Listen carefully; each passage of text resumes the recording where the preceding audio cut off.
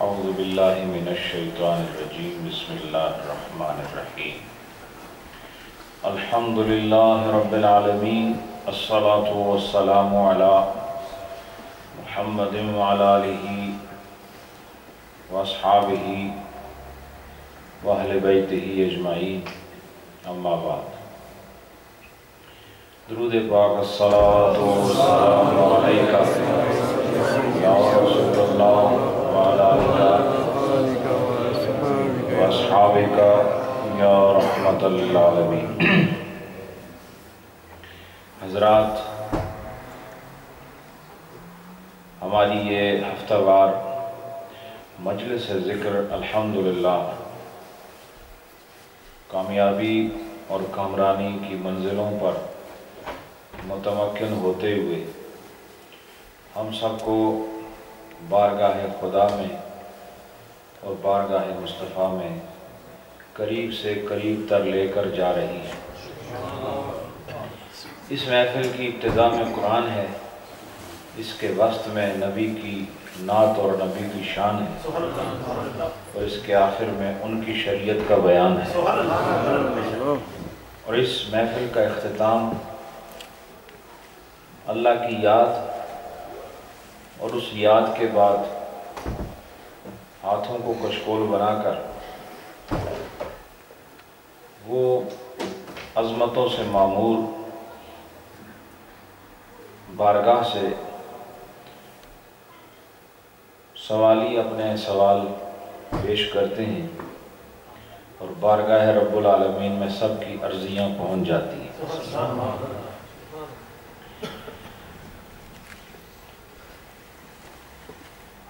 یہ جس مجلس میں آپ بیٹھے ہیں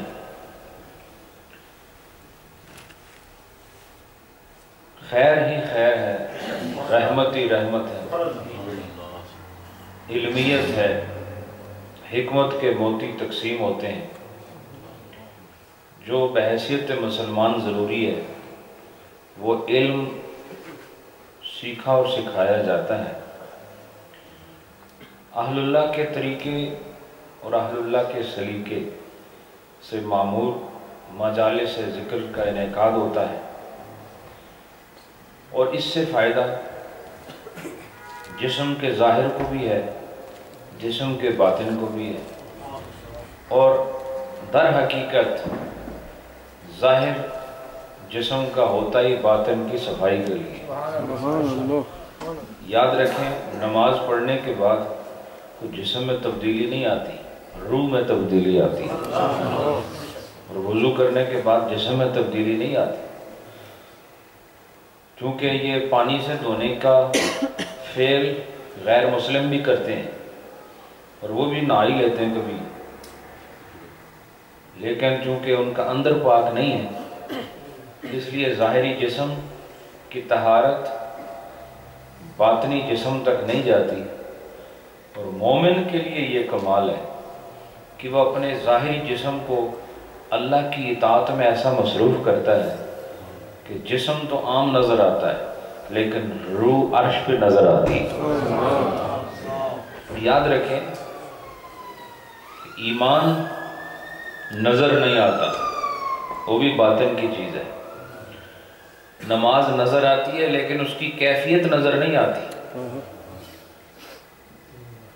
روزہ بھی نظر آتا ہے کہ آدمی بھوکا ہے، چہرے سے پتہ چل جاتا ہے، لیکن اس کی جو کیفیت ہے، روحانیت اور جو باطن پر اس کے اسرار نمودار ہوتے ہیں، وہ نظر نہیں آتے۔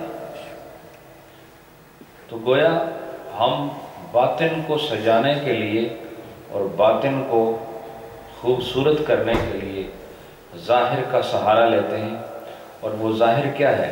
وہ جسم ہے، اور جسم پر شریعت کا نفاذ ہوتا ہے، جسم پر شریعت کا نفاذ ہوتا ہے، اور جب یہ جسم شریعت کے نفاذ کو اپنے اندر نافذ کر لے، اور جب یہ شریعت جسم میں داخل ہو جائے تو جسم روح کو فائدہ دیتا ہے، اور وہ جسم جو روح کو فائدہ دیتا ہے، یہ جسم پھر مٹی کی خرد برد سے محفوظ ہو جاتا ہے، قبر کے اندر بھی محفوظ ہوتا ہے، حشر میں بھی سلامت ہوتا ہے۔ چونکہ اس جسم نے اس روح کا حق ادا کیا جس نے اس جسم کو سکون سے حرکت میں لائے۔ اگر روح نہ ہو تو جسم حرکت کرے گا، روح نہ ہو تو زبان بولے گی، روح نہ ہو تو آنکھ کھلے گی نہیں۔ تو گویا اس جسم پر روح کا کوئی قرض ہے، اس جسم کی قیمت نہیں۔ اگر اس میں روح نکال تو لوگ مٹی کے اندر دبانے لگتے ہیں۔ تو کتنا احسان ہے اس روح کا آپ پر، اس جسم پر کتنا احسان ہے۔ تو وہ روح، اس کا قرض کیسے ادا ہوتا ہے؟ جب آپ اس جسم پر احکام شریعت کو نافذ کرتے رہتے ہیں، آپ روح کا حق ادا کرتے ہیں، اور جب آپ روح کا حق ادا کرتے ہیں تو روح کا فیض پھر جسم کو بھی عطا ہوتا ہے۔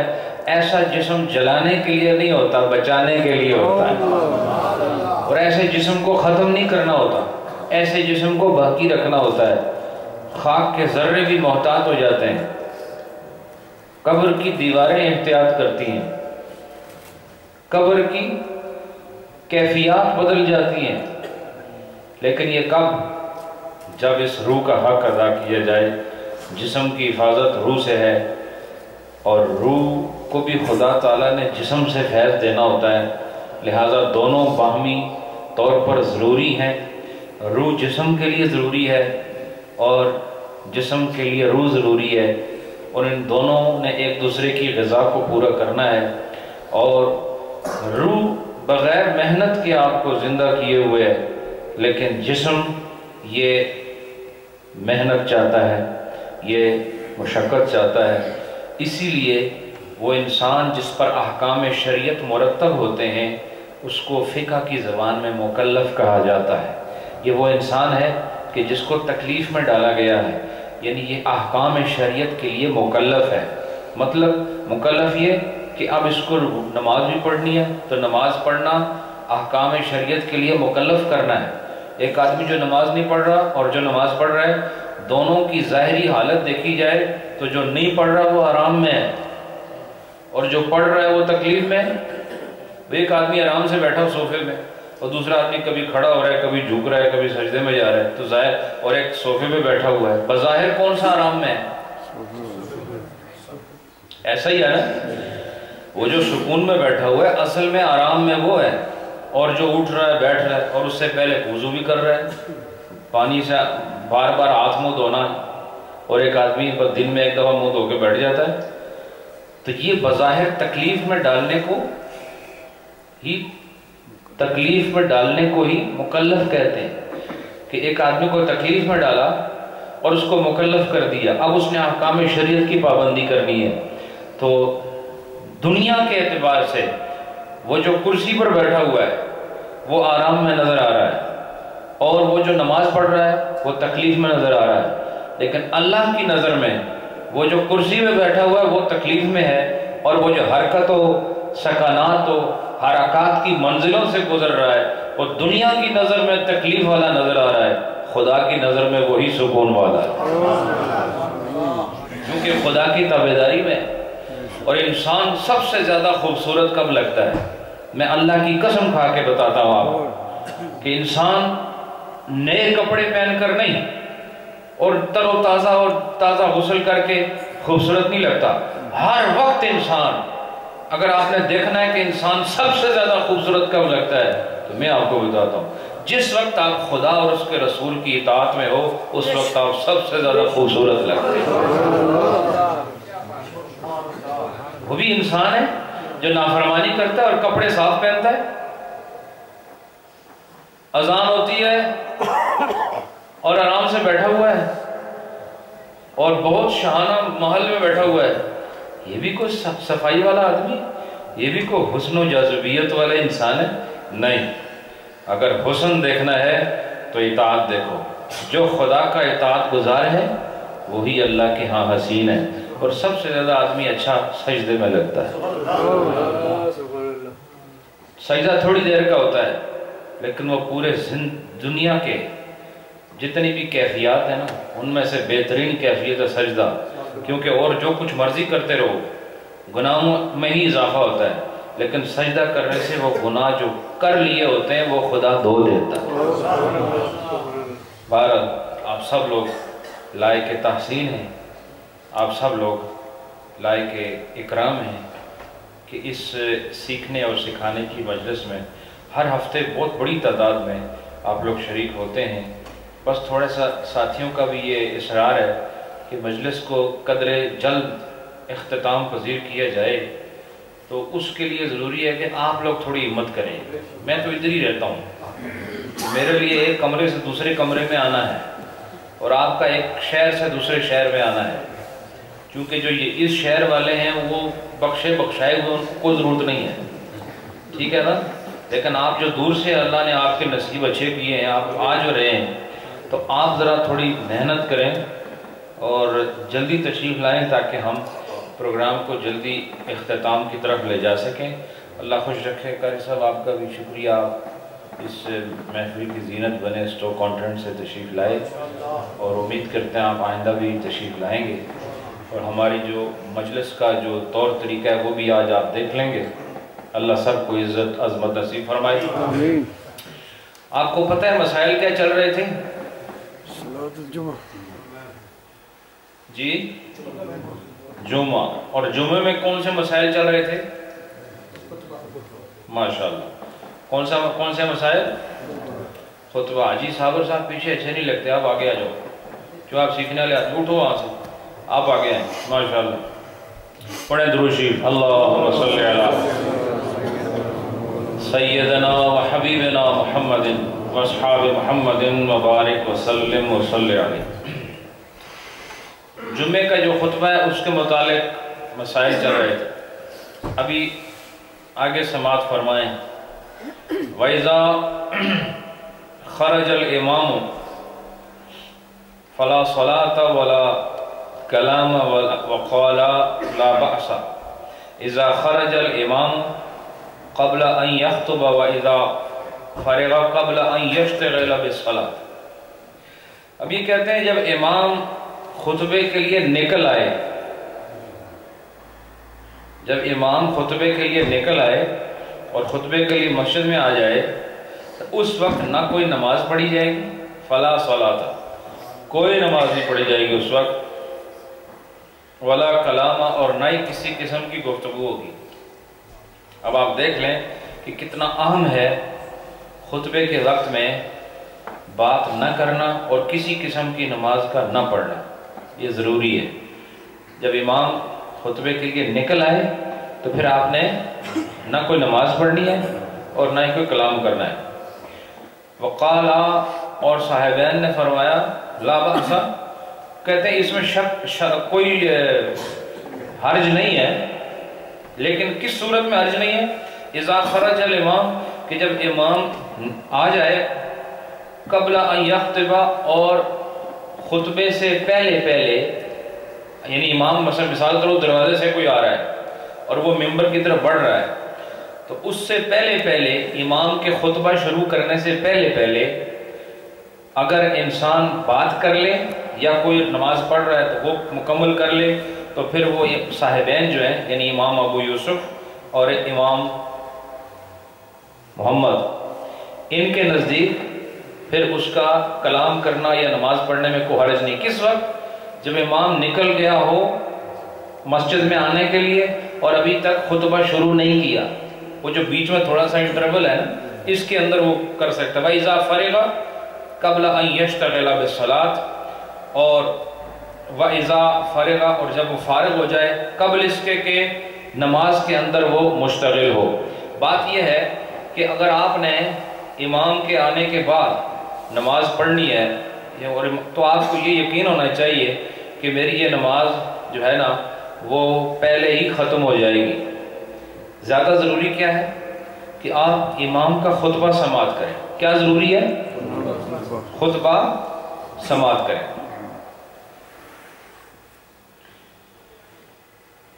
اس کے بعد سواء کان کلام الناس او التسمیع او تشمیت العاطس او رد السلام، کہتے ہیں کہ کسی قسم کا کلام آپ نہیں کر سکتے جب امام خطبے کے لیے نکل آئے، چاہے وہ کلام لوگوں کے مابین جو عام گفتگو ہوتی ہے اس کے متعلق ہو، وہ کیا حالت تھوڑا ٹھیک ہو، خیر یہ کلام الناس ہے، ٹھیک ہے، اب تسبیح یاد سبحان اللہ الحمدللہ پڑھ رہے ہیں وہ بھی نہیں پڑھنی، ٹھیک ہے، اور تشمیت العاطس، یا کسی آدمی نے چھینک ماری، تھوڑی زبان نیچ ماری، تو آپ اس کو کہے الحمدللہ، اور آپ اس کے جواب میں کیا کہہ رہے ہیں یرحمک اللہ، تو یہ یعنی چھینک مارنے والے کے جواب میں بھی آپ یہ کلمات نہیں کہہ سکتے، اور رد السلام، یا کسی نے آپ کو کہا السلام علیکم، کوئی ضرورت نہیں وعلیکم السلام کہنے کی، کس وقت؟ جب امام خطبے کے لیے نکل چکا ہو، آپ کسی قسم کا کلام نہیں کر سکتے۔ اسی لیے یہ بھی آپ یاد رکھیں کہ اکثر لوگ ہمارے مسجد میں آتے ہیں تو وہ زور سے السلام علیکم کہتے ہیں، تو وہ ایسا نہیں کرنا چاہیے۔ اگر آپ دیکھ رہے ہیں کہ مجمع میں سب لوگ بیٹھے ہوئے ہیں اور کوئی نماز نہیں پڑھ رہا تو آپ سلام کریں، وگرنہ آپ ایسے سلام نہ کریں کہ لوگوں کی توجہ منتشر ہو، ٹھیک ہے۔ اور اگر خطبہ ہو رہا ہو تو آپ دیکھیں اس آدمی کو منع کیا جا رہا ہے کہ سلام کا جواب نہ دے، تو پھر جب سلام کا جواب نہ دینے کا حکم ہے تو سلام کرنے کا حکم کہاں سے ہو؟ سمجھ آئی کہ نہیں؟ تو اس لیے یہ تھوڑی احتیاط ضروری ہے۔ اما دراست الفقہ والنظر فی کتاب الفقہ وکتابتہ، اب کہتے ہیں چلو تسبیح تو نہیں کرتے، نہ ہم کسی چھینک مارنے والے کے جواب میں یرحمک اللہ کہتے ہیں، نہ سلام کرنے والے کے جواب میں وعلیکم السلام کہتے ہیں، نہ ہم آپس میں دنیاوی باتیں کرتے ہیں، لیکن اگر تو وہ کوئی دراست الفقہ، کسی آدمی کو فقہ کا مسئلہ سمجھا رہے ہیں، امام نکلا اور ہم کسی کو فقہ کا مسئلہ سمجھا رہے ہیں، یا ہم سمجھا نہیں رہے، صرف کتاب فقہ کے اندر ہماری نظر ہے، یعنی کتاب فقہ ہمارے سامنے ہے اور ہم اس میں غور و فکر کر رہے ہیں۔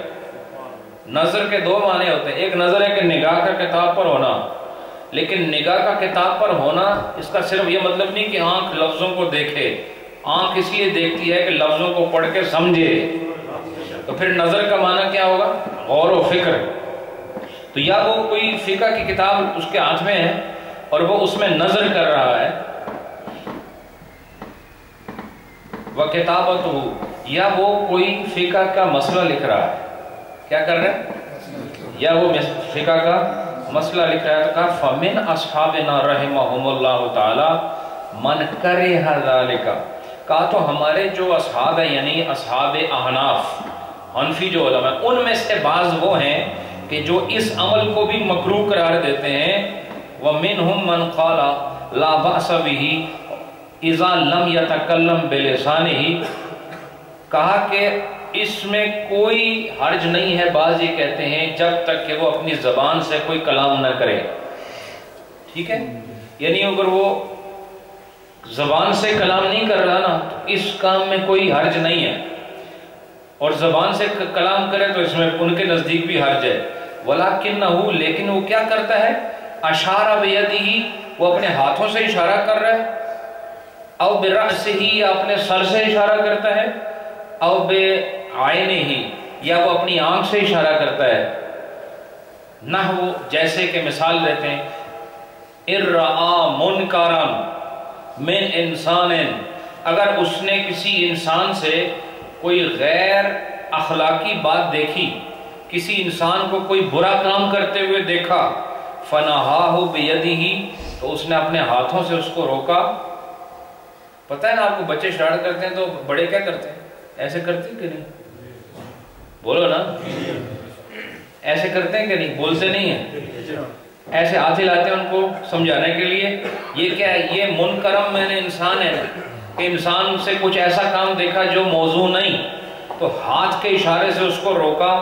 او اخبر بخبر، یا اس آدمی کو کسی چیز کی اطلاع دی گئی، وہ جو بیٹھا ہوا ہے نا خطبے میں، تو اس کو کسی آدمی نے کسی چیز کی اطلاع دی، فَأَشَارَ بِرَأْسِهِ، تو اس نے اس خبر کو سن کر یہ ثابت کرنے کے لیے کہ میں نے یہ بات جان لی ہے، اس نے سر کا اشارہ کیا، تو الصحیح ہو، تو صحیح مطلب پھر مسئلہ کیا ہے؟ انہو لا بأس بہ، تو ایسا کرنے میں کوئی حرج نہیں ہے، ایسا کرنے میں۔ اب بات یہ ہے کہ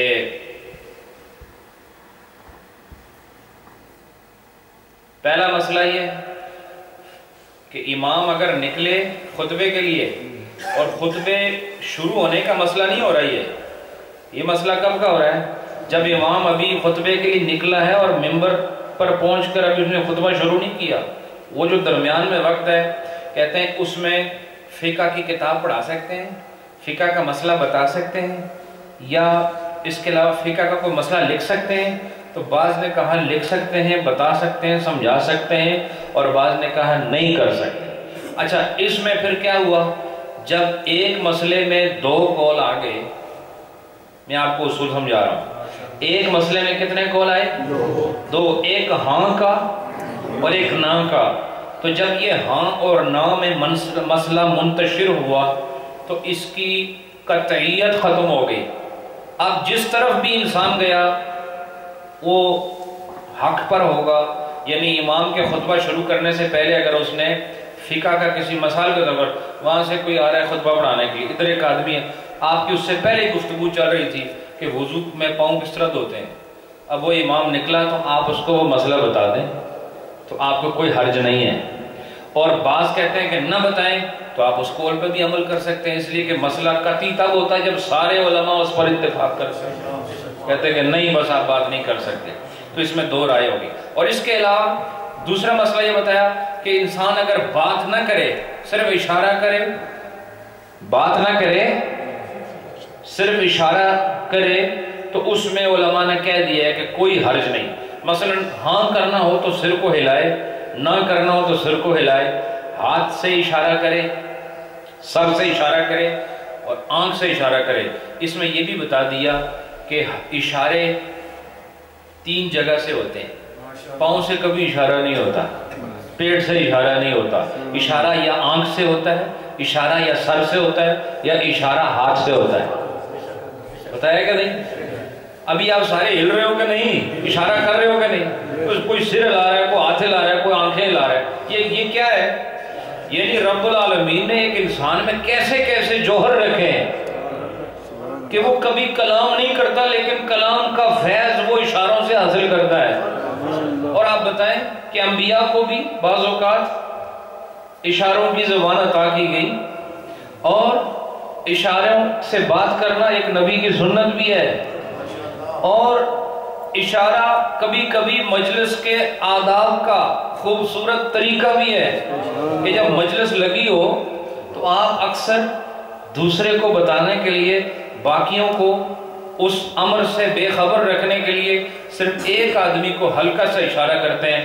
وہ اشارہ ان تین جگہوں کے علاوہ کہیں سے نہیں ہو سکتا، یا ہاتھ سے کرو گے، یا آنکھ سے کرو گے، یا سر سے کرو گے، اور آپ اس کو سمجھا دو گے۔ اس سے پتہ چلا اس ماحول کا تقاضا یہ ہے کہ زبان نہ کھولی جائے، اشاروں سے ہی بات پہنچائی جائے۔ اشارے سے بات پہنچے گی تو پھر محفل کا وقار مجروح نہیں ہوگا، اور اگر اشاروں کے علاوہ زبان کھلے گی تو محفل کا وقار مجروح ہو جائے گا۔ تو گویا ایسا طریقہ اختیار کرو کہ تمہارا مقصد بھی پورا ہو جائے، مجلس کا فیضان بھی نصیب ہو جائے۔ اس سے اب میں آپ کو مسئلہ بتاتا ہوں، بہت اہم مسئلہ ہے یہ، ابھی آگے شاید آپ سنیں گے کہ خطبے کے اندر آپ نے دیکھ لیا نا، بات چیت نہیں کر سکتے۔ خطبہ کتنا ضروری ہے؟ خطبہ تو ضروری ہے، لیکن خطبے سے پہلے کا جو ٹائم ہے، امام دروازے سے ممبر تک آ رہا ہے، اس میں بھی کتنی احتیاط ہے؟ وجہ کیا ہے؟ یہ تو تب ہونا چاہیے جب خطبہ شروع ہو، لیکن خطبہ شروع ہونے سے پہلے کا وقت میں بھی کہا بات نہ کرو، اور فقہ کے مسئلے میں بھی اختلاف ہوا، بعض نے کہا تسبیح تحمید بھی نہ کرو۔ تو دیکھو اہل سنت کا مسلک ثابت ہوتا ہے کہ اس وقت کا تعلق خطبے کے ساتھ ہے، نسبت کا فیض ہے، اس میں خطبہ نہیں ہو رہا، لیکن یہ وہ وقت ہے جس میں خطبے کا وقت شروع ہونے والا ہے۔ تو جس وقت کی نسبت اس وقت سے ہوئی جس میں خطبہ ہو رہا ہے، اس خطبے کی رعایت کی وجہ سے اس وقت کو بھی تعظیم مل گئی۔ پتہ چلا کہ اصل عزت تو خطبے کے وقت کی تھی، لیکن جو وقت اس کے ساتھ جڑ گیا خدا نے اس کو بھی معزز کر دیا۔ اس لیے کم تر کو اگر اعلیٰ ہونا ہے تو کسی اعلیٰ کے ساتھ تعلق جوڑنا پڑے گا، اور کسی چھوٹے نے اگر بڑا بننا ہے تو وہ کسی چھوٹے سے تعلق نہیں رکھے گا، کسی بڑے سے تعلق رکھے گا تو پھر اس کو بھی بڑا سمجھا جائے گا۔ اسی طرح خطبے کا جو وقت ہے وہی ہے جب امام خطبہ دیتا ہے، لیکن وہ وقت جس کو خطبے کے وقت سے نسبت ہوئی اس کا مسئلہ ہی بدل گیا۔ مسئلہ بدلا کہ نہیں؟ بولو۔ دوسری بات، اکثر یہ سوال لوگ کرتے تھے مجھ سے، اور پچھلے جمعے ایک نوجوان ساتھی نے کیا، آج وہ نظر نہیں آ رہا ہے، کہ اذان میں جب خطبہ جب ہو رہا ہوتا ہے تو خطبے سے پہلے کے وقت میں وہ اذان ہوتی ہے نا، ایسا ہی ہے نا، تو اس اذان میں اس کا مسئلہ یہ ہے کہ خطبے کے وقت جو اذان ہوتی ہے اس کا جواب بھی آپ نہیں دیں گے، اس کا جواب آپ نہیں دیں گے، اور اگر جواب دینا ہے تو آپ دل میں دیں گے۔ بات سمجھ رہے ہو کہ نہیں؟ کیسے دو گے جواب؟ دل میں۔ اور اب سوال یہ ہوتا ہے، بعض لوگ کہتے ہیں جی جواب دینا منع ہے تو اشہد ان محمد رسول اللہ پر لوگ انگوٹھے چومتے ہیں، حالانکہ حکم کیا ہے بھی خاموشی سے بیٹھے رہو۔ تو آج آپ کو اس مسئلے کی روشنی میں جرت کے ساتھ کہہ رہا ہوں کہ جس طرح یہ ثابت ہوا کہ زبان نہ ہلاؤ تو اشارے سے بات بنتی ہے، اشہد ان محمد پر بات نہیں ہوتی، اشارہ ہوتا ہے۔ آپ سمجھے کہ نہیں؟ اس میں اشارہ ہوتا ہے، اور اشارہ کس چیز سے ہوتا ہے؟ یا آنکھوں سے ہوتا ہے نا، اور یا ہاتھوں سے ہوتا ہے۔ الحمدللہ ہماری آنکھیں بھی اشارہ ادھر ہی کرتی ہیں، ہمارے ہاتھ بھی اشارہ ادھر ہی کرتے ہیں۔ زبان بند رہتی ہے، محبت پھر بھی جوان رہتی ہے۔ یہ بھی اعتراض ہے نا کہ یہ کیوں ایسا کرتے ہیں؟ حکم یہ ہے کہ بس آرام سے بیٹھے رہو۔ ہم کہتے ہیں تم نے حکم سمجھا ہی نہیں ہے، حکم یہ نہیں ہے، حکم یہ ہے کہ زبان نہ کھولو اور اشاروں میں بات کرو اگر ضروری ہے۔ ہم سمجھتے ہیں کہ محمد لفظ پر اپنے ابہامتین کو چوم لینا اور آنکھوں سے لگانا یہ محبت کی علامت ہے، اور عین خطبے کے دوران جب اشارہ کرنے کی رعایت مل گئی تو دنیا کے کام میں اشارہ جائز ہے اور محمد رسول اللہ کی محبت میں ناجائز ہو جائے، ایسا نہیں ہو سکتا۔ دنیا تو ان کے قدموں پہ قربان ہے۔ تو آج آپ یہ مسئلہ سمجھیں گے، لیکن ابھی آگے آپ سنیں گے کہ حتیٰ کہ اشہد ان محمد رسول اللہ کہا جائے تو آپ نے اس کے جواب میں یہ کلمات نہیں کہنے، اور آپ کو درود پڑھنے کی اجازت بھی نہیں ہے۔ ٹھیک ہے، یہ ساری باتیں آگے آ رہی ہیں۔ وہ کیا، اس کا طریقہ کیا بتایا فقہا نے؟ پڑھو درود لیکن دل میں پڑھو، یعنی خالی نہ جانے دو، دل میں پڑھو۔ چلیں یہ آج آپ کو بالکل اصل عبارت فتاوی عالمگیری سے دیکھیں، آپ کو میں نے پڑھ کر اس سے اہل سنت کے مسلک کی دو چیزیں آپ کے سامنے رکھی۔ اس کے بعد وَتُقْرَأُ الصَّلَاةُ عَلَى النَّبِيِّ، یہ دیکھیں آ گیا وہ مسئلہ۔ وَتُقْرَأُ الصَّلَاةُ عَلَى النَّبِيِّ علیہ الصلاۃ والسلام قذافی شرح الطحاوی۔ شرح طحاوی کے حوالے سے جو ہماری ایک اور کتاب ہے فقہ کی، اس کے حوالے سے بتا رہے ہیں کہ اسی طرح اگر خطبے میں نبی پاک صلی اللہ علیہ وسلم کا نام نامی پکارا جائے، لیا جائے، بولا جائے تو اس وقت آپ پر درود پڑھنا مکروہ ہے۔ کیسے مکروہ ہے؟ زبان سے۔ زبان سے جو آدمی پڑھے نا زور سے اللہم صلی اللہ، تو اس نے ایک واجب فعل کو چھوڑ دیا۔ وہ کیا؟ وہ خطبے کا سننا ہے۔ اب دیکھو خطبہ دیتا کون ہے؟ امام دیتا ہے، لیکن آپ کا اس سے کتنا بڑا تعلق ہے؟ ان مسائل کو سیکھنا ضروری ہے کہ نہیں؟ آپ دیتا تو امام ہے، لیکن آپ کا جو حصہ اس میں بنتا ہے وہ دیکھیں یہاں واضح ہو رہا ہے۔ اور وہ کیا ہے کہ آپ نے درود شریف نہیں پڑھنا جب خطبے میں بار بار نبی پاک صلی اللہ علیہ وآلہ وسلم کا نام آتا ہے، شریف نہیں پڑھنا، اور پڑھنا ہے تو کدھر پڑھنا ہے؟ دل میں پڑھنا ہے۔ وَالنَّائِ عَنِ الْإِمَامِ، وَالنَّائِ عَنِ الْإِمَامِ۔ نائی کیا ہوتا ہے؟ ایک تو آپ کے پنجاب کا نائی ہے، سمجھائی کہ نہیں؟ تو یہ عربوں کا نائی ہے، ٹھیک ہے؟ نائی کا کام تو کاٹنا ہی ہوتا ہے، لیکن یہ وہ نائی نہیں ہے۔ یہ نائی کون ہے؟ یہ قریب کے مقابلے میں بولا جاتا ہے عربی میں، اور قریب کی ضد ہے۔ قریب کون ہوتے؟ جیسے ہم آپس میں اس وقت قریب ہیں، لیکن جو بہت دور ہے اس کو نائی کہتے ہیں۔ کیا کہتے ہیں؟ والنائی عن الامام، وہ آدمی جو امام سے دور بیٹھا ہوا ہے۔ فی استماع الخطبۃ کالقریب، وہ کہتے ہیں وہ خطبہ سننے میں اسی کی طرح ہے جو قریب بیٹھا ہوا ہے۔ دور بیٹھا ہوا آدمی خطبہ سننے میں اس کی طرح ہے جو قریب بیٹھا ہوا ہے۔ مثلا جو قریب بیٹھا ہے اس کو تو سنائی دے رہا ہے نا، اور جو دور ہے بے شک اس کو سنائی نہیں دے رہا، لیکن دونوں کے لیے ضروری کیا ہے؟ استماع، یعنی سننے کی کوشش کرنا۔ ایک ہوتا ہے سماع، دیکھو میں آپ کو ورڈنگ کی جو ڈیفرنس ہے وہ سمجھاتا ہوں۔ ایک سماع ہے اور ایک سماع نہیں، استماع ہے۔ سماع کا مطلب سننا ہے، اور استماع کا مطلب ہے سننے کی کوشش کرنا، طلب کرنا۔ آپ کو پتہ ہے ابھی آپ میری بات سن رہے ہیں نا، لیکن تو سن کہتے ہو دیکھا جڑی وہ بعض عورتوں نے بھی عادت ہونی ہے کہ کن لائے تو سننی گلاں، سنیا کہ نہیں؟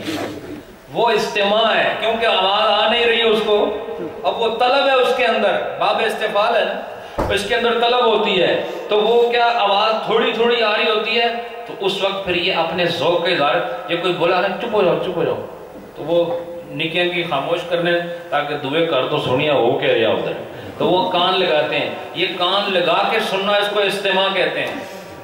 بات سمجھے ہو کہ نہیں؟ اور ویسے ابھی جو آپ سن رہے ہو یہ استماع نہیں ہے، یہ سماع ہے، خود بخود تھوڑے کنا وچ آ رہا، لیکن جو تھوڑی طلب بھی ہوئے کہ میں نے یہ گل سنن وچ آ جائے، یہ استماع ہے۔ تو فرمایا وہ جو دور ہے، اب اس کو تو اب یہ تو چونکہ ساؤنڈ سسٹم کا دور ہے آج کل وہ بات نہیں، لیکن یہ تو عالمگیر کے دور کی کتاب ہے نا، تو کئی سو سال پہلے کی، اس دور میں سماع استماع کا مسئلہ موجود تھا۔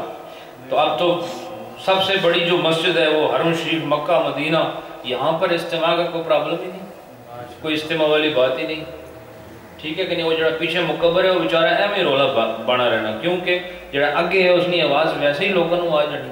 بات سمجھ رہے ہو کہ نہیں؟ کوئی تک بنتی ہے وہاں مکبر کی، بھائی فقہی مسائل ان کے، چلو وہ ہمبلی ہیں جو مرضی ہیں، کہتے ہیں ہم ہمبلی ہیں، لیکن ہمبلی ہو یا جو بھی ہو، تمہارے مسلک میں یہ ہے کہ جب امام کی آواز قابل سماعت ہو پھر بھی تم مکبر کھڑا کرو۔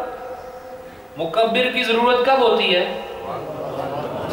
جب آواز پہنچنے کی سہولت نہ ہو، تو وہاں کیا ضرورت ہے؟ وہاں تو دنیا کا سب سے بہترین اگر کوئی ساؤنڈ سسٹم لگا ہوا ہے تو وہ حرمین شریفین میں لگا ہوا ہے، کہیں دنیا میں یاد رکھو ایسا سسٹم کہیں نہیں ہے جیسا وہاں لگا ہوا ہے۔ تو ویسے امام اللہ اکبر کرتے پیچھے جس طرح نہیں زبردستی بندہ بھی اپنا حصہ بغیر طلب تو، سمجھ آ رہی ہے نا؟ بھائی جب آواز آ رہی ہے تو مکبر کی ضرورت کیا ہے؟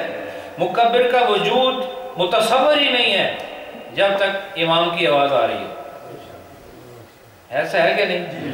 لیکن جو وہ کریں وہ بالکل شریعت ہے، اور جو ہم کریں وہ نیری بدعت ہے، بس یہ قانون ہے ان کا۔ بہرحال چلو، اچھا کل قریب والانصات فی حق ہی، اچھا انصات کا مطلب کیا ہوتا ہے؟ خاموشی اختیار کرنا۔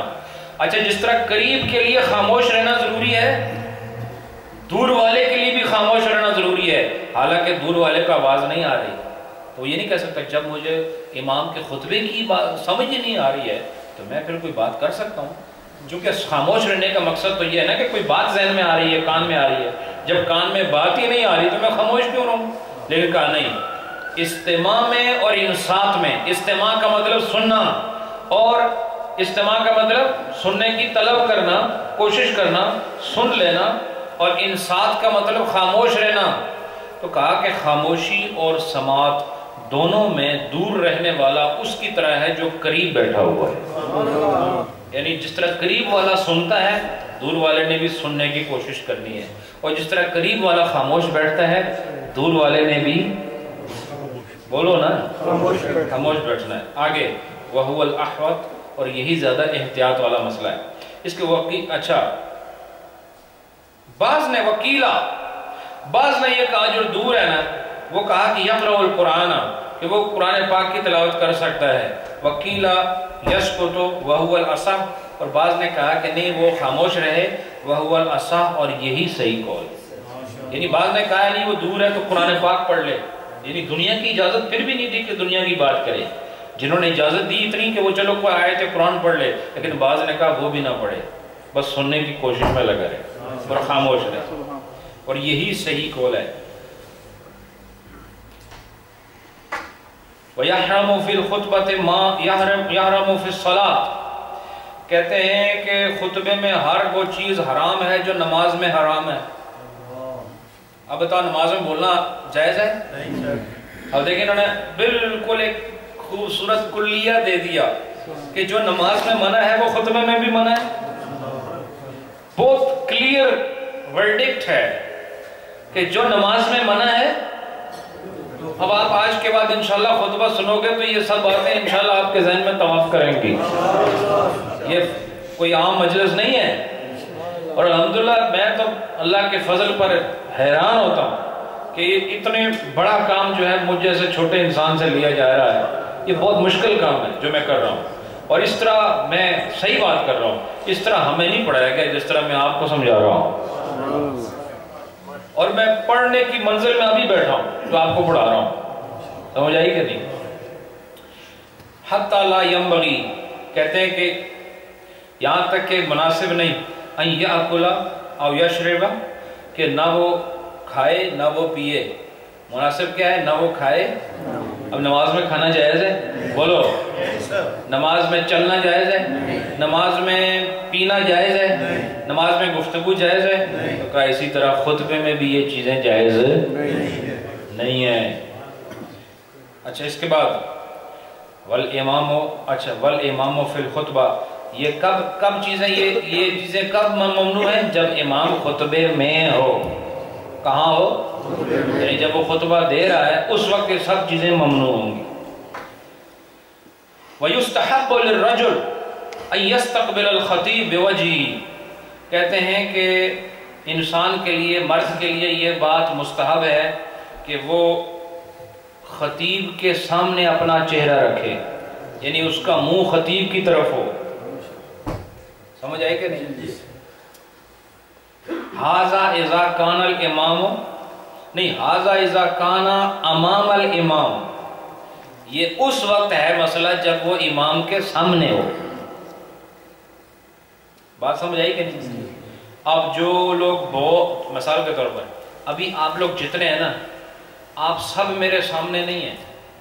یہ جو یہاں تک کا ایریا ہے نا، یہ اپنے طارق صاحب تک، یہ لوگ میرے سامنے ہیں، باقی میرے سامنے نہیں. دیکھیں ان کا منہ ادھر ہوا ہے میری طرف. جس طرح آپ بیٹھے ہیں اگر وہ بیٹھے تو ان کا منہ کدھر ہوگا؟ ادھر دیکھو نا، مجھے کیوں دیکھتے ہو؟ ادھر دیکھو. وہ جو ادھر منہ کیے ہوئے ہیں اگر آپ کی طرح بیٹھے تو منہ کدھر ہوگا ان کا؟ دیوار کی طرف. اب وہ مسئلہ یہاں آ رہا ہے. دیکھو یہی مسئلہ، بالکل یہی مسئلہ یہاں آ رہا ہے. وہ کیا؟ اذا کان امام الامام. یہ مسئلہ کب ہے کہ لوگوں کا منہ کدھر ہو؟ امام کی طرف. جب یہ امام کے سامنے ہو. امام کہتے ہیں، دیکھو ایک لفظ امام ہے، ایک امام ہے، اور امام کا مطلب ہوتا ہے تواڈے آگے، اور امام کا مطلب وہ آدمی ہوتا ہے جو آپ کے آگے ہوتا ہے، اور امام کا مطلب صرف آگے ہوتا ہے. سمجھ آئی کہ نہیں؟ یعنی زبر اور زیر میں فرق کیا ہے؟ امام ہو تو مطلب یہ وہ آدمی ہے جو آگے ہے، اور امام کا مطلب آگے. سمجھ آئی کہ نہیں؟ اچھا جب آپ امام کے امام ہوں تو اس وقت آپ کا منہ کدھر ہونا چاہیے؟ امام کی طرف. آگے کہتے ہیں فَإِن كَانَ عَنْ يَمِينِ الْإِمَامِ أَوْ عَنْ يَسَارِهِ قَرِيبًا مِنَ الْإِمَامِ. کہتے ہیں کہ اگر وہ امام کے قریب ہوں اور دائیں بائیں ہوں. اب دیکھیں آپ میرے قریب بھی ہیں نا، جو میرے سامنے ہیں وہ تو میرے سامنے، لیکن میرے دائیں بائیں بھی ہیں نا. اور اگر یہ مسجد تھوڑی اور کشادہ ہوتی اور لوگ دائیں بائیں ہوتے تو سب کا منہ میری طرف تو نہیں تھا نا. تو یہ ان کے لیے کیا کہا کہ ینحرف الی الامام مستعدا للسماع. تو کہا وہ جو دائیں بائیں والے ہیں نا وہ اپنا رخ پھیریں اور امام کی طرف منہ کریں جیسے وہ لوگوں کا ہے. اور جیسے رائے صاحب اور پوری جماعت کا ہے، ان کا منہ میری طرف ہے نا، کا خطبے میں بھی یہی طریقہ اصل میں ہے، لیکن یہ کہیں رائج نہیں۔ لیکن فقہ حنفی کی کتاب پیش کر رہا ہوں آپ کے سامنے کہ حق یہی ہے کہ چہرہ اپنا ینحرفو، یہاں لفظ آیا ہے کہ وہ کیا کریں، ینحرفو الی الامام، امام کی طرف انحراف کریں، یعنی رخ اپنا امام کی طرف کریں، مستعدن للسماع، اور ایسے منہ اس کی طرف کریں کہ بالکل چاق و چوبند ہو کر اس کے خطبے کو سماعت کرتے ہیں۔ تو جو یہ ہماری صورت ہے نا اس وقت اس اجتماع کی، جمعے کے خطبے کا بھی یہی حق ہے، لیکن چونکہ یہ اب آداب میں سے ہے، بہرحال خطبہ ادا ہو جاتا ہے اگر ایسا نہ بھی کریں آپ۔ والذی علیہ عامۃ مشائخنا، اور ہمارے عام جو مشائخ ہیں وہ جس مسئلے کو مانتے ہیں اور عمل کراتے ہیں اور یقین رکھتے ہیں، وہ ان علی القوم ان یسمعوا الخطبۃ من اولها الی آخرها، کہتے ہیں کہ قوم پر یہ چیز لازم ہے۔ جب اعلیٰ آتا ہے نا، اعلیٰ تو اعلیٰ وجوب کو شامل ہے۔ اعلیٰ کہتے ہیں ان علی القوم، کہ قوم پر یہ بات لازم ہے، قوم پر یہ بات کیا لازم ہے، ان یسمعوا الخطبۃ، کہ خطبے کو سنیں، من اولها الی آخرها، شروع سے لے کے آخر تک سارا خطبہ سنیں۔ یہاں پر سمجھیں کا لفظ نہیں ہے، کیونکہ عربی خطبہ عربی میں ہی ہوتا ہے، یہ جو خطبہ ہم دیتے ہیں اس کون سی زبان میں ہوتا ہے، تو یہ نہیں کہا سمجھیں، یہ کہا ہے سنیں، سمجھ آئے یا نہ آئے، حکم کس چیز کا ہے، سماعت کا حکم ہے۔ لہٰذا اور سننا کہاں سے کہاں تک ہے، اول سے آخر تک۔ وَالدُّنُوُّ مِنَ الْإِمَامِ أَفْضَلُ مِنَ التَّبَاعُدِ عَنْهُ، کہتے ہیں اسی طرح خود امام کے قریب ہونا امام سے دور ہونے کے مقابلے میں زیادہ افضل ہے۔ امام کے قریب ہونا امام سے دور ہونے میں زیادہ افضل ہے، یعنی افضل کیا ہے، زیادہ ثواب کیا ہے کہ آدمی امام کے قریب ہو۔ بات سمجھ آئی کہ نہیں؟ تو بتاؤ یہ امام کی کوئی فضیلت ہے کہ نہیں، اور امام کا کوئی رتبہ اور مقام ہے کہ نہیں، کہ وہ ایک قافلہ محبت لے کے صوبے حرم جا رہا ہے اور وہ عبادتوں کے حصار میں محبت والوں کو پروردگار کی اس ذات بابرکات کی جانب لے جا رہا ہے جس نے خود ان کو حی علی الصلاۃ کے حکم سے بلایا ہے۔ تو کیا کہا، یاد رکھو جماعت میں سب سے زیادہ ثواب لینے والا وہ آدمی ہوتا ہے جو امام کے سب سے زیادہ قریب ہوتا ہے۔ سمجھ آئی آج آپ؟ اور جو دور والے ان کو بھی ثواب ملتا ہے، لیکن جو قریب والے کا ثواب ہے اس کا مقابلہ دور والے نہیں کر سکتے۔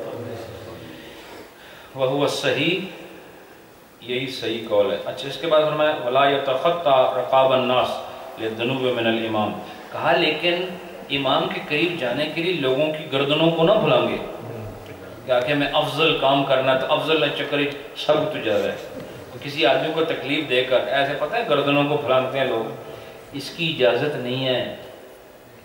اس کی اجازت کیوں نہیں ہے، یہ آگے آ رہا ہے، بڑا دلچسپ مسئلہ ہے کہ ہے تو افضل کام ہے نا امام کے قریب جانا، تو آپ جو پہلے سے بیٹھے ہوئے ہیں ان کے اوپر سے گردنوں کو پھلانگتے ہوئے، یتخطا کہتے ہیں قدم اٹھ لینا، ٹھیک ہے، خطوتن کہتے ہیں قدم کو، تو فرمایا اچھا وذکر الفقیہ ابو جعفر عن اصحابنا رحمہ اللہ تعالی، اور امام ابو جعفر جو ہمارے ائمہ میں سے ہیں، ائمہ فقہ میں سے ہیں، وہ یہ ہمارے دیگر جو علماء احناف ہیں ان سے روایت فرماتے ہیں، کہتے ہیں انہ لا بأس بالتخطی ما لم یأخذ الامام فی الخطبہ، کہتے ہیں کہ اگر امام نے ابھی خطبہ نہیں شروع کیا تو بے شک وہ گردنیں پھلانگ کے آگے آئے تو آ سکتا ہے۔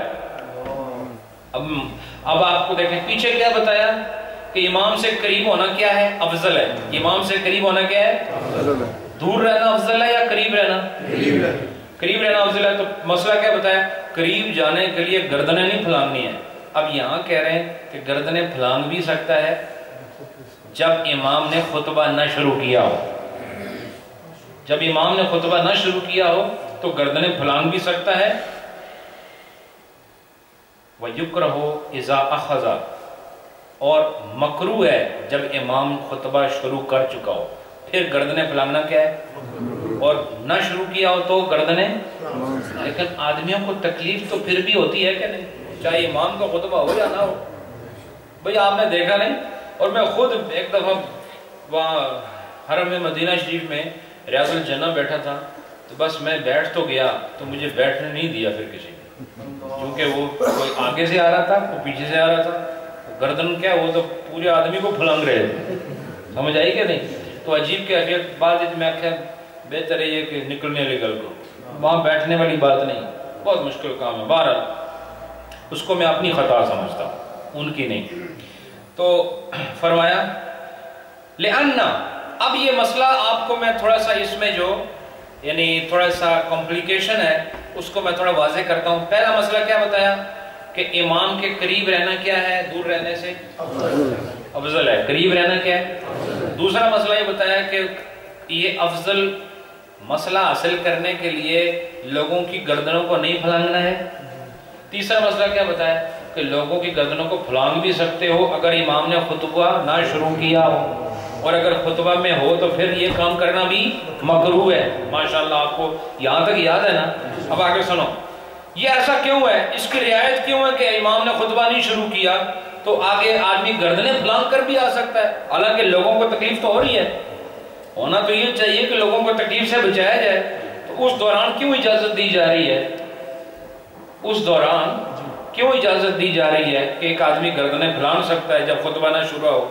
تو یہ کہتے ہیں لِأَنَّ لِلْمُسْلِمِ أَن يَتَقَدَّمَ وَيَدْنُو مِنَ الْمِحْرَابِ، اس لیے کہ مسلمان کے لیے یہ بات لازم ہے کہ وہ آگے بڑھے اور محراب کے قریب ہوتا جائے.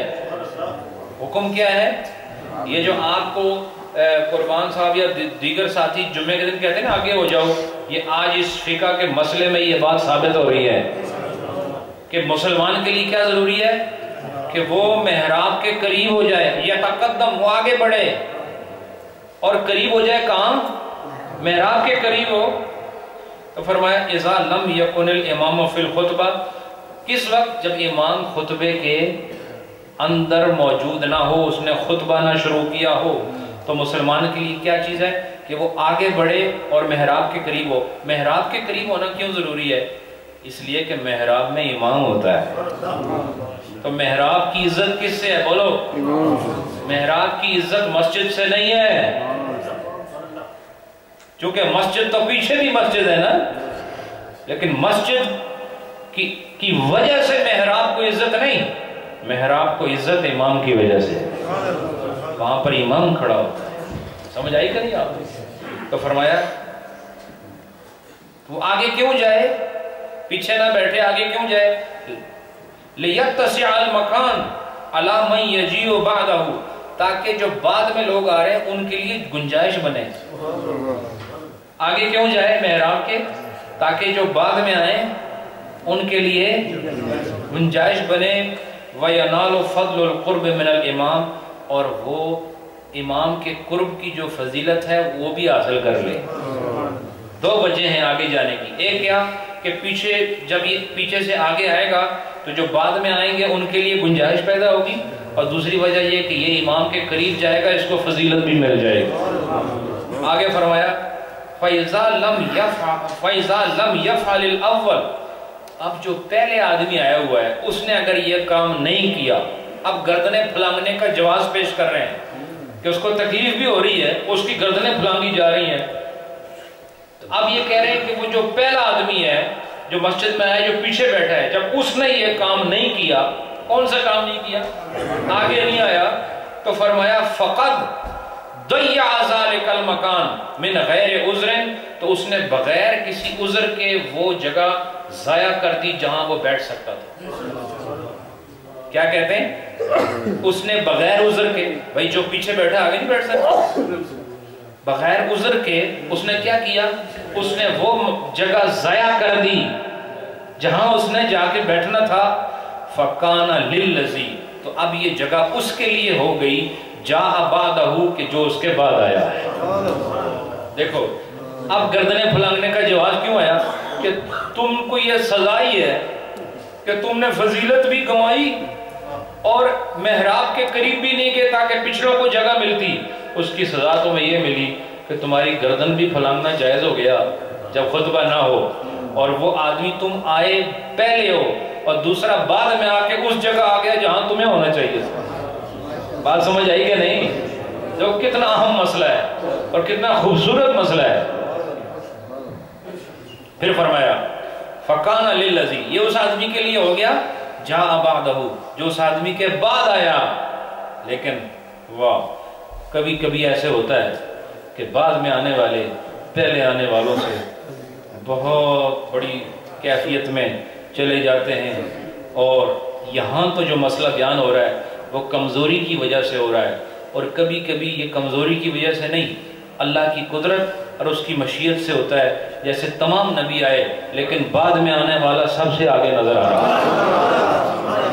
یہ یہاں کمزوری کی وجہ سے نہیں ہے، یہ جو میں نے مسئلہ بتایا وہ کمزوری کی وجہ سے ہے، لیکن یہ جو میں نے بعد میں مثال دی اس کا تعلق اس مثال سے نہیں، اس کا تعلق صرف اس بات سے ہے کہ کبھی کبھی پہلے آنے والا وہ مقام نہیں حاصل کرتا جو بعد میں آنے والا کرتا ہے، اور بعد بھی ایسا کہ اس کے بعد کوئی دوسرا آ بھی نہیں سکتا۔ جو سب سے آخر میں آیا ہو وہ سب سے جو اول میں آیا ہے اس کا بھی امام نظر آتا ہے۔ پتہ چلا کہ نماز کے لیے جو مسئلہ ہے وہ یہ ہے کہ خطبے کے علاوہ بھی آپ لوگ کوشش کیا کرو کہ آگے رہو۔ خطبے میں اگر امام کے قریب رہنا فضیلت ہے تو خطبے سے زیادہ افضل نماز ہے۔ گل سمجھے ہو کہ نہیں؟ خطبہ افضل ہے یا نماز افضل ہے؟ بھائی جس آدمی کا خطبہ رہ گیا وہ پھر بھی فرض جمعے دے پڑھ سکتا ہے کہ نہیں؟ تو جمعہ ادا ہو جائے گا کہ نہیں؟ یہ الگ الگ کہ انہیں ثواب کٹ ہوئے گا، لیکن جمعہ ادا ہو جائے گا؟ ہو جائے گا نا؟ کیوں ہو جائے گا؟ اس واسطے کہ جی افضل شے سی وہ 2 رکعت جمعے دے سن وہ انہیں پڑھ لے، لہٰذا انہیں جمعے دا ثواب مل گیا، خطبے دا نہیں ملیا۔ لہٰذا اگر خطبے میں یہ مقام ہے کہ امام کے قریب رہنا افضل ہے تو نماز اس سے افضل ہے، لہٰذا نماز میں بھی امام سے قریب تر رہنا یہ زیادہ افضل ہے۔ کئی لوگ دور بیٹھے رہتے ہیں اور ان کو یہ ہوتا ہے کہ جب سلام پھرے گا تو دروازہ کھول ہی اتوں ہی نکل جائے۔ سمجھ آئی؟ ماشاءاللہ یہ تو دیسی طریقے ہیں، بہرحال آپ سب جانتے ہیں، اس کو عمل بھی کرتے ہیں آپ۔ اس کے بعد فرمایا فَقَانَ لِلَّذِي جَاءَ بَعْدَهُ أَن يَأْخُذَ ذَلِكَ الْمَكَانَ، تو یہ اس آدمی کے لیے یہ جگہ ہے جو اس کے بعد میں آیا ہے کہ وہ اس جگہ پہ جا کے قبضہ کرے، ٹھیک ہے؟ اس جگہ جا سکتا ہے۔ وَأَمَّا مَنْ جَاءَ وَالْإِمَامُ يَخْطُبُ فَعَلَيْهِ أَن يَسْتَقِرَّ فِي مَوْضِعِهِ مِنَ الْمَسْجِدِ، کہتے ہیں کہ ایک آدمی آیا مسجد میں، ایک آدمی کہاں آیا؟ مسجد، اور امام خطبہ دے رہا ہے۔ اب جیسے اس نے ڈور کھولی تو جیسے ہی اندر آیا اس نے دیکھا امام خطبہ دے رہا ہے، تو کہا اس پر کیا چیز لازم ہے اور واجب ہے؟ ان یستقر فی موضعہ، کہ اسی جگہ پہ کھڑا ہو جائے، من المسجد، مسجد کے اندر، وہ ادھر ادھر نہ جائے، بس جیسے اندر آئے اس کے قریب ترین جہاں جگہ ملے وہ وہیں، وہ صف نہ تلاش کرے کہ میں صف ٹھیک کروں، کچھ نہیں، جہاں، کیوں؟ کب؟ جب خطبہ جاری ہو وہ جہاں آئے وہیں پر کھڑا ہو جائے، وہیں پر قائم دائم رہے۔ لِأَنَّ مَشْيَهُ، اس لیے کہ اس کا چلنا، وَتَقَدَّمَهُ، اور اس کا آگے بڑھنا، عمل فی حالت الخطبہ، یہ حالت خطبہ میں عمل کرنا ہے جو جائز نہیں ہے۔ پتہ چلا خطبے میں جب بولنا جائز نہیں، خطبے میں کھانا جائز نہیں، خطبے میں پینا جائز نہیں، کیونکہ نماز میں جو ناجائز ہے وہ خطبے میں بھی ناجائز، لہٰذا چلنا بھی نماز میں جائز نہیں تو خطبے میں بھی جائز نہیں ہوگا، اور آگے بڑھنا بھی نماز میں جائز نہیں تو خطبے میں بھی جائز نہیں ہوگا، اس لیے کہ یہ خطبہ ہے۔ تو اب آپ مجھے بتائیں خطبہ کتنی اہم چیز ہے کہ اس کے درمیان آپ چل بھی نہیں سکتے، اس کے اندر آپ آگے بھی نہیں بڑھ سکتے۔ جب آؤ خطبہ جاری ہو، جدھر ہو وہیں بیٹھ جاؤ اور خطبہ سماعت کرو۔ فَمَّا تَخَطَّ السُّؤَالَ فَمَقْرُونٌ بِالْإِجْمَاعِ، اب یہ کہتے ہیں کہ جو آدمی مسجد میں چلتا ہے نا اور وہ سائل ہے، مانگنے والا، مسجد میں چلے، نماز میں مانگنے کے لیے چلنا مکروہ، یہ مکروہ ہے، نماز میں مسجد میں سوال کے لیے، سوال کا مطلب کیا ہوتا ہے؟ مانگنا، اس کے لیے چلنا کیا ہے؟ بولو، بالاجماع فی جمیع الاحوال، ہر قسم کے حال میں مسجد کے اندر چلنا اس لیے کہ وہ مانگے، یہ کیا ہے؟ مکروہ ہے۔ کیا ہے؟ اور اس پر علماء کا اجماع ہے۔ المختار، اور مختار مذہب کیا ہے؟ ان السائل اذا کان لا یمر بین یدی المصلی، کہ جب مانگنے والا نمازیوں کے آگے سے نہ گزرے، ولا یتخطی رقاب الناس، اور نہ ہی وہ لوگوں کی گردنیں پھلانگے۔ یہ مسئلہ بھائی نوٹ کرو سارے مانگنے کے حوالے سے، کہ مانگنے والا اگر نمازیوں کے آگے سے نہ گزرے اور نہ ہی گردنیں پھلانگے، ولا یسأل الناس الحافا، اور نہ ہی وہ لوگوں سے گڑ گڑا کے مانگے۔ آپ کو پتہ ہے لوگ مسجد میں آ کے ان کو ایسی پریکٹس ہوتی ہے فوراً رونا شروع کر دیتے ہیں، سمجھ آئی کہ نہیں؟ تو وہ گڑ گڑا کے ان سوال کرے، لِأَمْرِ لَا بُدَّ مِنْهُ، ایسے چیز کے لیے کہ اس کے بغیر اس کا گزارا ہی ممکن نہیں، یعنی اس کا مانگنا حق ہو، اس کی طلب حق ہو، اور لوگوں کے آگے سے بھی نہ گزرتا ہو، گردنیں بھی نہ پھلانگتا ہو، اور گڑ گڑا کے بھی نہیں مانگتا ہو، تو فرماتے ہیں لا بأس بالسؤال والاعطاء، تو پھر اس کا سوال کرنا بھی اس میں بھی کوئی حرج نہیں، اور دے دینا بھی اس میں بھی حرج کوئی، یعنی اس کا سوال کرنے میں حرج نہیں، آپ کے دینے میں کوئی حرج نہیں، اور اگر ایسا نہ ہو تو اس کے سوال میں بھی حرج ہے، آپ کے دینے میں بھی حرج ہے۔ بات سمجھے کہ نہیں؟ یہ جو مسجدوں میں آ کے مانگتے ہیں، تو اگر آپ کو اس کے احوال کی خبر ہے اور وہ ایسی چیز کے لیے مانگ رہا ہے، مثال کے طور پر اس کے بچے بھوکے ہیں اور آپ کو بھی پتا ہے، آپ کو 100% پتا ہے کہ یہ اس کیفیت سے گزر رہا ہے، نہ وہ آپ کے سامنے منتیں کر رہے ہیں، نہ وہ لوگوں کے آگے سے گزر رہا ہے، نہ وہ گردنیں پھلانگتا ہے، نہ وہ رو رو کے گڑ گڑا کے مانگ رہا ہے، اور وہ مانگ ضرور رہا ہے، تو ایسی صورت میں اس کا مانگنے میں بھی حرج نہیں اور آپ کے دینے میں بھی، بولو نا، حرج نہیں۔ ولا یحل اعطاء سوال مسجد اذا لم يكن على تلك الصفہ، کہتے ہیں کہ اگر یہ ساری صفت موجود نہ ہو جو ابھی ہم نے بیان کی، کون سی صفت موجود نہ ہو؟ یعنی اگر وہ لوگوں کی گردنیں بھی پھلانگ رہا ہے، لوگوں کے آگے سے بھی گزر رہا ہے اور گڑ گڑا کے مانگ رہا ہے، اور جس چیز کے لیے مانگ رہا ہے وہ امر حقیقی بھی نہیں ہے، جھوٹ جیسے آج کل فراڈ کرتے ہیں لوگ، تو پھر کہا کہ اس کا سوال کرنا بھی جائز نہیں ہے، اور آپ کا جو ہے نا اس کے ساتھ تعاون یہ بھی پھر درست نہیں ہوگا۔ سمجھ آ رہی کہ نہیں؟ اس کے بعد فرمایا اذا شہد الرجل عند الخطبہ ان شاء جلس محتبیا او متربعا او کما تیسر لانہ لیس بصلاۃ عملا وحقیقتا، کہتے ہیں کہ یہ خطبہ نماز کی طرح ہی ہے، لیکن یہ عملی طور پر اور حقیقت میں نماز نہیں ہے۔ خطبہ جو ہے کس کی طرح ہے؟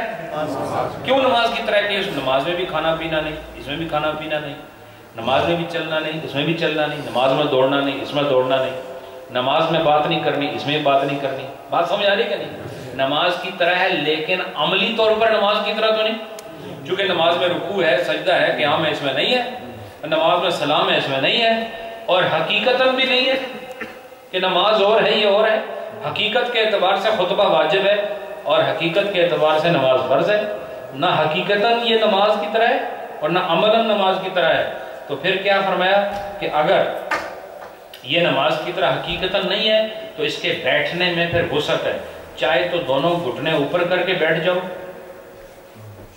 اور چاہے تو چار زانوں بیٹھ جاؤ، گھٹنے اوپر جیسے آپ بیٹھے ماشاءاللہ۔ یہ حاجی صاحب کا بیٹھنا یہ محتبین ہے، الجلوس و محتبین کی تصویر یہ ہے، اور ان کے ساتھ ہی الجلوس و متربعان یہ بیٹھے ہوئے صاحب، یہ دو ہی مثالہ کٹھیاں بیٹھی ہیں، ایسا زبردست اللہ نے ان کو اکٹھا کیا کہ یہ محفل کا اختتام ہونے والا دیکھو کہ میرے سامنے دونوں مثالیں زندہ موجود ہیں، ایک چوکڑ مار کے بیٹھا ہے، ایک گھٹنے اٹھا کے بیٹھا ہے۔ جو گھٹنے اٹھا کے بیٹھا ہے یہ جلوس محتبین ہے، اور جو چار زانوں بیٹھے ہیں ہمارے طارق صاحب یہ کیا ہے؟ یہ متربعان ہے۔ تو اس طرح بھی آپ بیٹھ سکتے ہیں اور اس طرح بھی خطبے میں بیٹھ سکتے ہیں۔ دیکھو سہولت ہے ہماری مسلک میں کہ نہیں؟ بولو ہے نا؟ کیوں ہے یہ سہولت؟ اس لیے کہ حقیقی طور پر نماز نہیں ہے یہ، اور نہ عملی طور پر۔ بولتے نہیں آپ لوگ نے، پھر دوسری طرح بٹھاؤ کون بولتے کیوں نہیں؟ بولو نا، یہ حقیقی طور پر نماز نہیں ہے اور نہ عملی طور پر، اس لیے اس کے بیٹھنے میں وسعت ہے۔ چاہے تو آپ گھٹنے کھڑے کر کے بیٹھ جاؤ، اور چاہو تو 4 زانوں بیٹھ جاؤ، آپ کے لیے جائز ہے۔ وَيُسْتَحَبُ أَن يَقْعُدَ فِيهَا كَمَا يَقْعُدُ فِي الصَّلَاةِ، اور کہا لیکن مستحب یہ ہے کہ جس طرح نماز میں بیٹھتے ہو نا، جیسے یہ بچہ بیٹھا ہے ایسے ہی تم خطبے میں بیٹھو تو یہ زیادہ ثواب ہے۔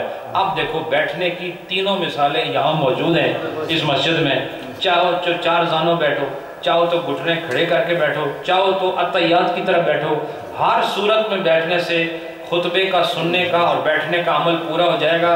لیکن اتحیات میں جیسے بیٹھتے ہو، جو ایسا بیٹھے گا اس کو ثواب زیادہ ملے گا۔ بات ختم ہوگی؟ آسان ہے کہ نہیں؟ ماشاءاللہ۔ تو اس لیے اگر کوئی ایسا نہیں بیٹھ سکتا، کسی کا مثال کے طور پر گھٹنے میں تکلیف ہے، پاؤں میں تکلیف ہے، وزن زیادہ ہے اور بہت ساری باتیں، تو اس کو زجر و توبیخ کرنے کی ضرورت نہیں۔ سمجھ آئی کہ نہیں؟ تو اس کے بعد پھر فرمایا، بس میں ختم کر رہا ہوں،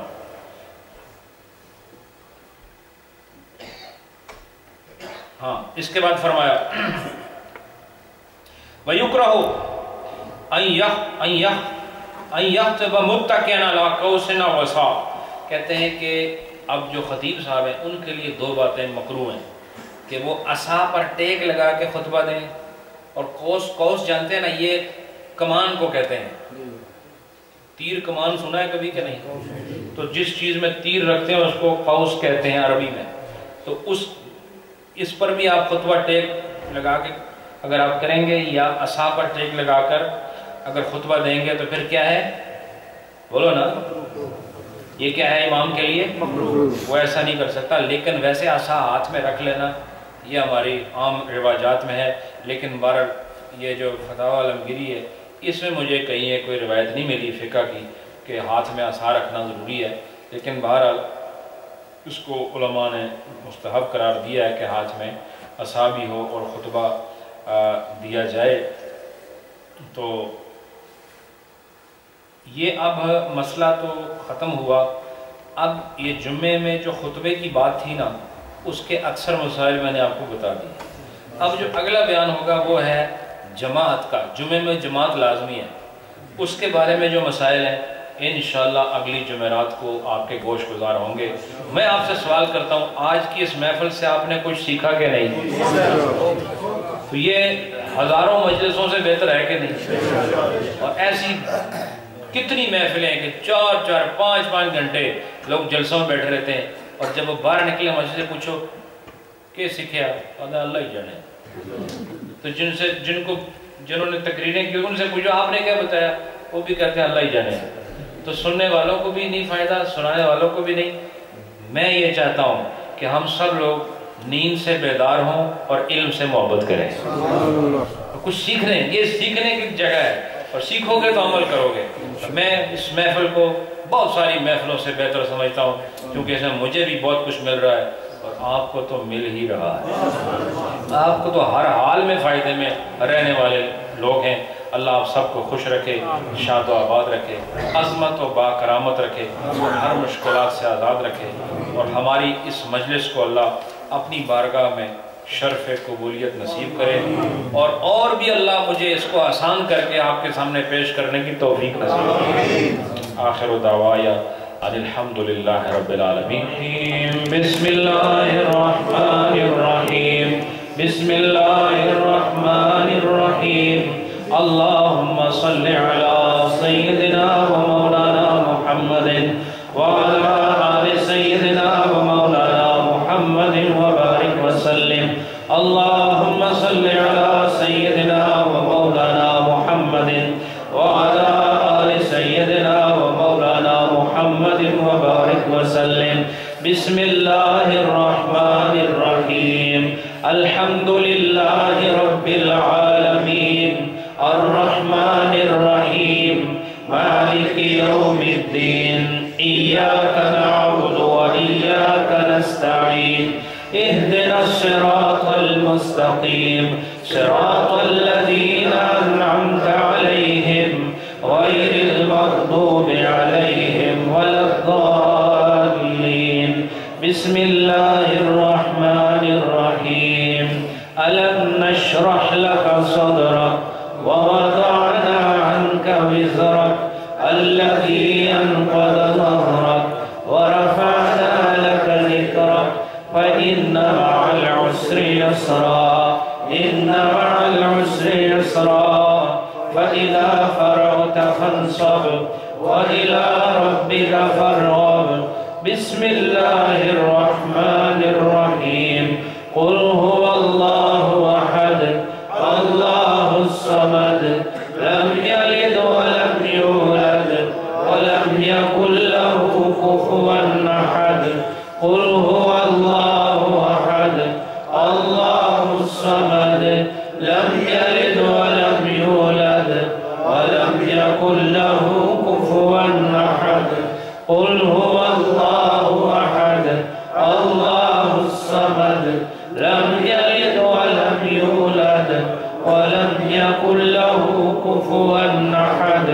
قل هو الله أحد الله الصمد لم يلد ولم يولد ولم يكن له كفوا أحد. قل هو الله أحد الله الصمد لم يلد ولم يولد ولم يكن له كفوا أحد. قل هو الله أحد الله الصمد لم يلد ولم يولد ولم يكن له كفوا أحد. قل هو الله أحد الله الصمد لم يلد ولم يولد ولم يكن له كفوا أحد. قل هو الله أحد الله الصمد لم يلد ولم يولد ولم يكن له كفوا أحد. قل هو الله أحد الله الصمد لم يلد ولم يولد ولم يكن له كفوا أحد. قل هو الله أحد الله الصمد لم يلد ولم يولد ولم يكن له كفوا أحد. قل هو الله أحد الله الصمد لم يلد ولم يولد ولم يكن له كفوا أحد. بسم الله الرحمن الرحيم. اللهم يا قاضي الحاجات يا قاضي الحاجات يا قاضي الحاجات يا قاضي الحاجات. بسم الله الرحمن الرحيم. اللهم يا كافي المهمات يا كافي المهمات يا كافي المهمات يا كافي المهمات. بسم الله الرحمن الرحيم. اللهم يا رافع الدرجات يا رافع الدرجات يا رافع الدرجات يا رافع الدرجات. بسم الله الرحمن الرحيم. اللهم يا منزل البركات يا منزل البركات يا منزل البركات يا منزل البركات. بسم الله الرحمن الرحيم. اللهم يا دافع البليات يا دافع البليات يا دافع البليات يا دافع البليات. بسم الله الرحمن الرحيم. اللهم يا حل المشكلات يا حل المشكلات يا حل المشكلات يا حل المشكلات. بسم الله الرحمن الرحيم. اللهم يا مجيب الدعوات يا مجيب الدعوات يا مجيب الدعوات يا مجيب الدعوات. بسم الله الرحمن الرحيم. اللهم يا مسبب الأسباب يا مسبب الأسباب يا مسبب الأسباب يا مسبب الأسباب بسم الله الرحمن الرحيم اللهم يا مفتح الأبواب يا مفتح الأبواب يا مفتح الأبواب يا مفتح الأبواب بسم الله الرحمن الرحيم اللهم يا شافي الأمراض يا شافي الأمراض يا شافي الأمراض يا شافي الأمراض بسم الله الرحمن الرحيم اللهم يا دليل المتحيرين يا دليل المتحيرين يا دليل المتحيرين يا دليل المتحيرين بسم الله الرحمن الرحيم اللهم يا أرحم الراحمين يا أرحم الراحمين يا أرحم الراحمين يا أرحم الراحمين بسم الله الرحمن الرحيم اللهم يا غياث المستغيثين أغثنا يا غياث المستغيثين أغثنا يا غياث المستغيثين أغثنا يا غياث المستغيثين أغثنا بسم الله الرحمن الرحيم اللهم